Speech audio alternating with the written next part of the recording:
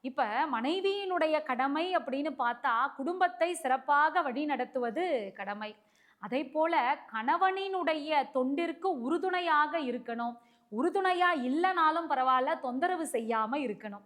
இப்ப குங்கிலிய கலையருக்கு எப்பொழுதும் இறை சிந்தனை. இறைவனுக்கு திருக்கோவிலுக்கு சென்று தொண்டு செய்வதைத்தான் தன்னுடைய வாழ்நாள் பேராக அவர் எண்ணியிருந்தார்.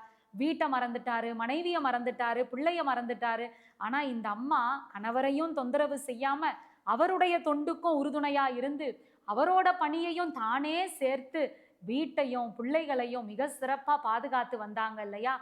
காதல் செய் மனைவியார் அப்படின்னு குறிப்பிடுகிறார் சேக்கிழார் பெருமான். இப்ப இந்த அம்மா எத விரும்புனாங்க?